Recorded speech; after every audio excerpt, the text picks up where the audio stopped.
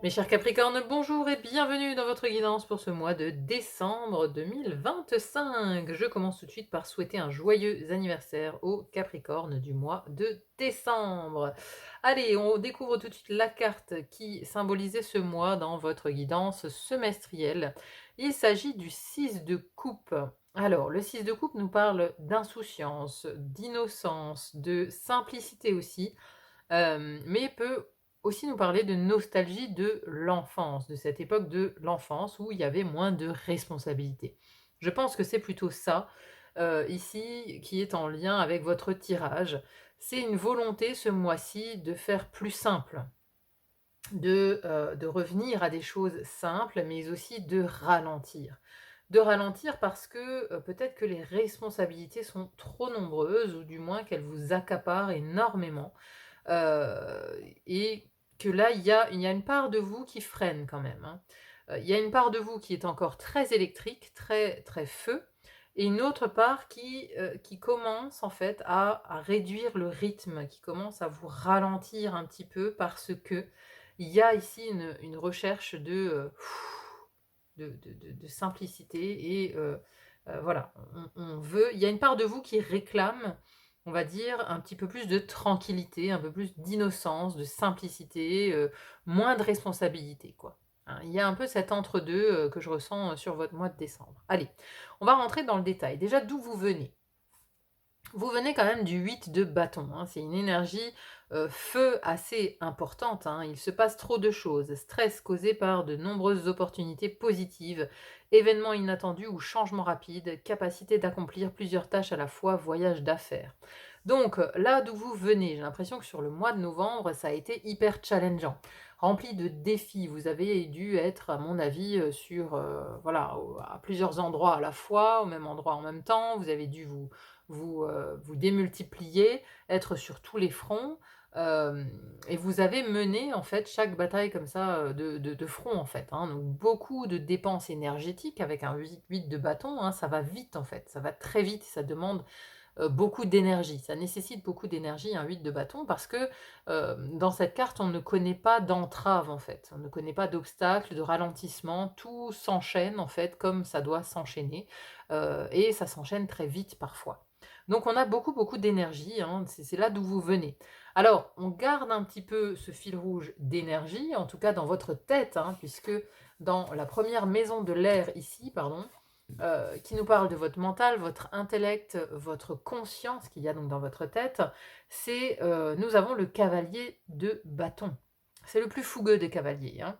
Passionné, confiant, charismatique, agité, événement nécessitant une action immédiate. Fiez-vous à votre instinct, restez déterminé, une relation passionnée.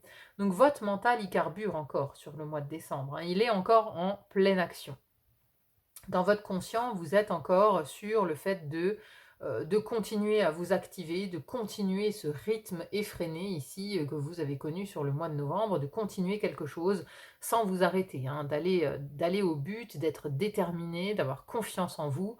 Tout ça, c'est dans votre mental, hein, donc vous réfléchissez, vous œuvrez à tout mettre en œuvre, à tout planifier et vous êtes assez fougueux, assez passionné encore dans votre manière de penser. Mais à l'intérieur de vous, dans votre inconscient, on a le pape. On a ici le sage conseiller. Ça, c'est la maison de votre inconscient qui discute avec la maison de votre conscient, hein. Donc votre conscient, il est encore à blinde, hein. Il est encore en roue libre là, il est encore agité, à être fougueux.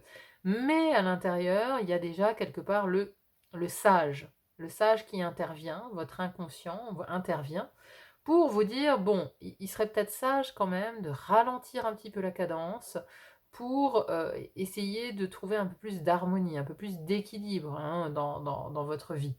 On a ici unité avec une communauté spirituelle, demander de l'aide au divin et compter sur l'arrivée prochaine de réponses, comparer les méthodes traditionnelles à des idées nouvelles pour voir ce qui est le mieux pour vous. Donc ça, c'est votre vie intérieure, votre vie spirituelle également, vous avez le pape. Ça peut aussi nous parler d'un guide intérieur, hein, ou d'un guide qui est dans l'invisible, qui vous montre un certain chemin ou qui vous avertit peut-être aussi de quelque chose, hein, qui vous avertit de ralentir, qui vous envoie certaines intuitions, etc., hein.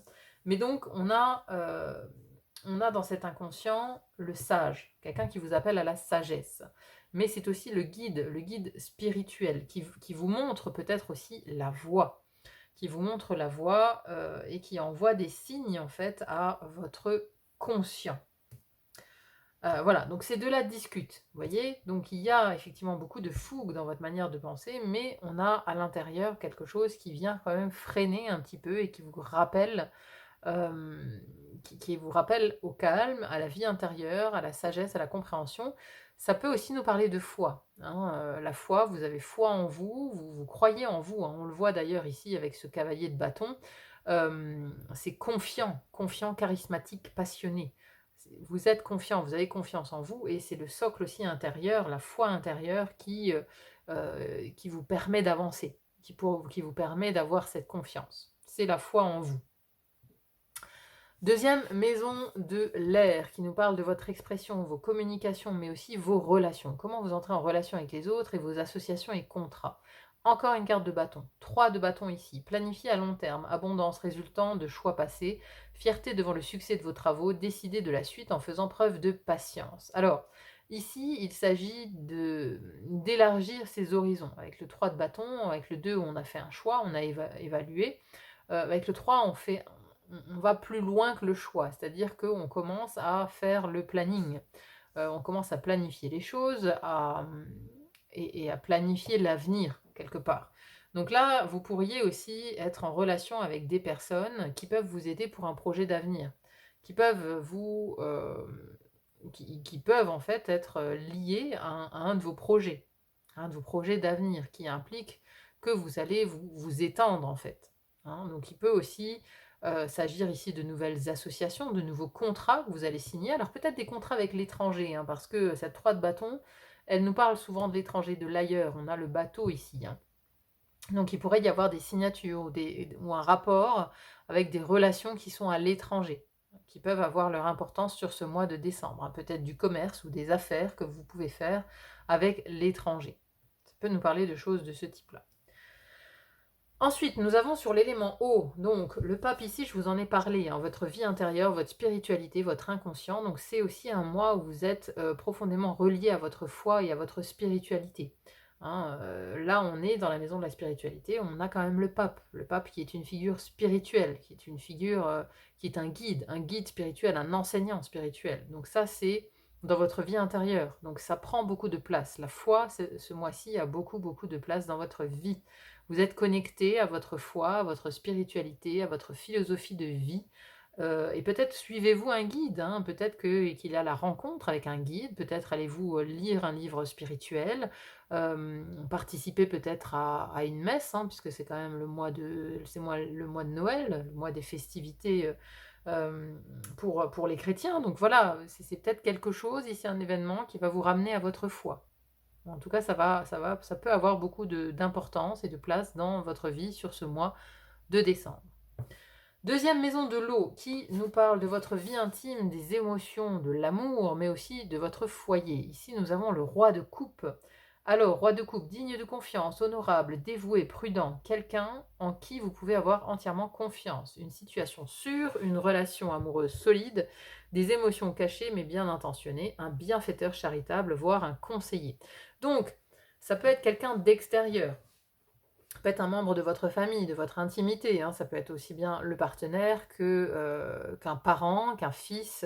Voilà, ça peut être quelqu'un qui est dans votre entourage intime, qui va être bienveillant avec vous, qui va vous écouter, qui va être dans la compassion, qui va être vraiment très doux, euh, dévoué et digne de confiance, quelqu'un à qui on peut se confier. Ça peut aussi être votre énergie, l'énergie que vous dégagez dans votre intimité avec vos intimes. C'est cette prestance, cette position, cette posture du roi de coupe qui est stable émotionnellement parlant. Vous voyez, il sait se contenir, il sait maîtriser ses émotions, mais il est aussi très bienveillant avec les siens, avec son entourage proche et intime. Alors, c'est drôle parce que le Sagittaire avait exactement la même carte au même endroit, avait aussi le roi de coupe dans la vie intime. Donc si vous avez une lune ou un ascendant Sagittaire, voilà, c'est doublement renforcé comme message. Voilà, c'était le petit aparté pour ceux qui ont du Sagittaire également dans leur thème. Voilà, donc très positif ici pour la vie intime. On a ensuite l'élément du feu, élément feu très important, vous avez 2 arcanes majeurs ici.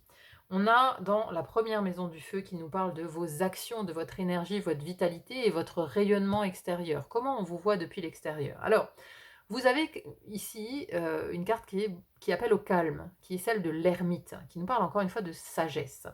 Mais l'ermite, surtout, il fait cavalier seul. Donc, temps de méditation paisible et de solitude enrichissante. Montrez l'exemple, cherchez ou devenez un guide spirituel, découverte de soi. Donc, dans votre énergie, on a la première chose qui vient, c'est la solitude. Enfin, la solitude, c'est le côté solitaire. Peut-être que vous allez rayonner, diffuser comme ça une énergie qui appelle une énergie plutôt solitaire. Cavalier seul, je fais cavalier seul.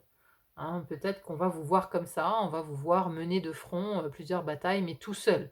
Hein, vous allez peut-être refuser aussi de vous entourer, refuser de partager des choses avec vos proches ou avec des collègues. Bon, vous faites un peu cavalier seul. C'est l'énergie qu'on a. Après, l'ermite, il se tourne aussi vers lui pour trouver des réponses à l'intérieur de lui. Mais ici, cet ermite, il est de face. Il est de face, donc il ne recherche pas dans le passé, il n'est pas encore connecté au futur non plus, il vit dans l'instant présent. Donc, il vit dans l'instant présent et surtout, il irradie d'une certaine lumière, d'une certaine connaissance. Donc, ce que vous allez projeter aussi comme énergie, c'est l'énergie de celui qui sait, de celui qui guide peut-être éventuellement aussi les autres, hein, celui chez qui on vient chercher conseil. Hein, ça fait écho au pape. Hein. Alors, c'est drôle parce que dans le tirage précédent chez les Sagittaires, on avait déjà ces 2 arcanes majeurs. Hein, le pape et l'ermite étaient déjà là. C'était une guidance très, très axée spirituelle aussi, donc peut-être que, oui, ce mois de décembre sera très spirituel ou en tout cas, on a les arcanes majeurs, qui sont plutôt, tournés, vers la spiritualité, hein, avec aussi le roi de coupe qui est également très spirituel. Donc une énergie plutôt spirituelle qui cherche des réponses à l'intérieur, une énergie introspective, et solitaire. Une énergie solitaire sur ce mois de décembre. Ensuite, on a la deuxième maison du feu, qui nous parle de vos désirs, des projets, des créations. Alors là, c'est très abondant. Hein. On a l'impératrice. L'impératrice, c'est quand même la mère de toutes les créations. Il est temps de passer à l'action, donner vie à vos rêves. Les projets créatifs sont très fructueux, abondance et prospérité. Donc ce que vous désirez le plus, c'est créer, créer, créer et être dans cette fécondité, dans cette abondance, que ce soit une abondance d'idées, une abondance de créativité, une abondance. C'est ce que vous voulez, c'est ce que vous cherchez en fait. Hein, encore une fois, vous êtes quelque part sur tous les fronts où vous menez peut-être plusieurs batailles à la fois. Hein. C'est fort probable. Mais donc vous cherchez l'abondance. Vous cherchez l'abondance, vous cherchez ce, ce terrain fertile en fait où poser vos actions pour qu'elles arrivent à leur terme. Hein. Vous cherchez le terrain fertile où semer vos graines quelque part. Hein. C'est ce que vous désirez le plus en fait. Hein. C'est d'atteindre l'abondance, d'être en terrain fertile, de voir vos créations, votre créativité s'épanouir, de voir vos créations fructifier. C'est ça, votre désir, c'est ça, c'est d'arriver au bout de ce pourquoi vous travaillez sans doute depuis des mois. Hein. Parce qu'on sent quand même une énergie d'action, vous œuvrez à quelque chose, à un but précis depuis des mois. Donc ce que vous souhaitez le plus sur ce mois de décembre, c'est de voir aboutir vos désirs et vos projets. Voilà. Donc encore une fois, une énergie très puissante ici, hein, avec l'impératrice. Nous avons ensuite l'élément terre, première maison de la terre qui nous parle de vos finances, des possessions, du matériel et du corps et de la santé. Alors, ici justement, on a l'équilibre avec le 2 de denier. Trop travailler ou cumuler plusieurs emplois, nécessité d'apporter de l'équilibre et du plaisir dans votre vie, jongler avec plusieurs priorités, équilibrer le budget. Donc, on peut avoir au mois de décembre des difficultés justement à équilibrer son budget, à harmoniser ses finances, à être à l'équilibre. Vous voyez, on peut être un petit peu dans l'entre-deux, être sur le fil, être dans la tempête au niveau financier, avoir du mal à joindre les deux bouts. Mais bon, c'est peut-être aussi pour ça que vous vous décarcassez, hein, que vous cherchez des solutions, que vous cherchez, que vous menez de front plusieurs projets parce que voilà, il y a une situation financière peut-être qui est à rééquilibrer. Autre chose à rééquilibrer, c'est votre santé et votre corps physique. Hein. Donc ici, on vous appelle clairement à l'équilibre, on vous appelle à ralentir, hein, parce que vous voyez, hein, on a quand même une mer agitée, hein. Donc le corps physique, il peut être en peine, il peut, être, à bout de souffle, en manque d'énergie. Donc là, on vous dit quand même d'être prudent, et peut-être de ralentir un petit peu le rythme, en fait. De ralentir le rythme pour votre corps physique, pour arriver à l'équilibre, en fait. Pour retrouver un équilibre, physique, un équilibre aussi dans votre santé. Mais, et après ce 2 de denier nous parle aussi de l'instant présent, de jouir de l'instant présent, d'être ancré à la réalité présente, de ne pas trop peut-être s'inquiéter du futur et de fuir le passé qui n'est plus aussi. Ça va aussi nous parler de ça. Dans la deuxième maison de la Terre, qui nous parle de votre vie professionnelle et quotidienne, on a un 8 de denier. Donc là, encore une fois, vous travaillez énormément. C'est la carte de la productivité, le 8 de denier. Apprendre tout ce que vous pouvez sur un sujet ou un domaine professionnel, reprendre l'école, suivre une formation, trouver un mentor, souci du détail, un travail qualifié que vous aimez. Hein, donc là, on a vraiment deux personnes qui sont en train de travailler. Alors, ils sont en train de co-créer, mais bon, il peut y avoir un rapport entre mentor et élève. Vous pouvez avoir un rapport hiérarchique ou un nouveau collègue, quelqu'un que vous allez former. Vous pouvez peut-être vous former vous aussi à quelque chose de nouveau, mais moi j'ai plus l'impression qu'on peaufine des choses. On rentre dans les détails, on essaye encore et encore, mais c'est surtout le fait de travailler et de travailler avec acharnement encore et encore. Hein, j'ai vraiment beaucoup, beaucoup de travail, un travail assez acharné ici sur ce mois de décembre, mais parce que, encore une fois, vous voulez que ça donne des fruits. Vous voulez que ça fructifie tout ça. Donc vous préparez l'avenir là. Vous préparez l'avenir, vous préparez les prochaines fructifications. Mais en tout cas, une belle conclusion pour ce mois de décembre, c'est que c'est un mois qui va vous donner qui va vous donner beaucoup de satisfaction. Parce que nous avons ici à la fin du mois l'énergie du 9 de coupe. 9 de coupe, vos souhaits se réalisent, vos rêves deviennent réalité, un moment magique de la vie. Bonne fortune, foi dans l'univers, conviction que tout ira bien. Voyez, hein, c'est le génie de la lampe, hein, le génie de la lampe qui vient exaucer vos vœux, hein, si c'est pas magnifique ça. Pour la fin du mois de décembre, vos vœux sont exaucés, ou en tout cas, j'ai l'impression que vous atteignez un des objectifs que vous vous étiez fixés avec tout ce travail acharné que vous avez déployé pendant ces quelques mois. Hein. Donc, objectif atteint, satisfaction à la fin du mois. C'est extrêmement positif. Hein. Bon, on va voir pour conclure maintenant votre tirage du mois de décembre. Quel archange vous accompagne sur votre chemin pendant ce mois de décembre, mes chers Capricornes? En tout cas, c'est très positif. Hein. Très positif et très spirituel aussi ce mois pour vous. Allez, c'est parti. Azraël. Ah bah ça alors. Azraël, vous passez une étape, hein. Vous passez d'une étape à une autre. Avec Azraël. Transition. Connu essentiellement comme l'ange de la mort, Azraël n'est pas aussi effrayant que pourrait l'évoquer cette appellation. Sans doute l'un des plus gentils et doux de tous les archanges, il est surtout associé à la compassion et à l'apport de réconfort. Azraël guide les âmes lors de leur traversée. Il sépare en douceur l'âme de son enveloppe corporelle et ainsi accorde à l'esprit sa liberté et apporte aussi conseil et réconfort à ceux et celles exerçant en psychothérapie. Comme Raphaël, Azraël peut aider votre cœur à guérir en cas de perte ou d'épreuve. Il est généralement présent en période de deuil. Il peut vous aider à vous libérer de toute inquiétude au sujet de vos proches et agir tel un messager en transmettant vos paroles et vos souhaits à vos proches dans l'au-delà.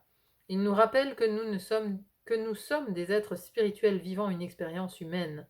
C'est ainsi qu'Azraël est plutôt l'ange de la vie éternelle que l'ange de la mort. Sollicitez son aide lors de vos transitions personnelles pour qu'il entoure de ses ailes toute personne ayant subi un chagrin ou une perte, lui apporte du réconfort et la console pour retrouver la paix.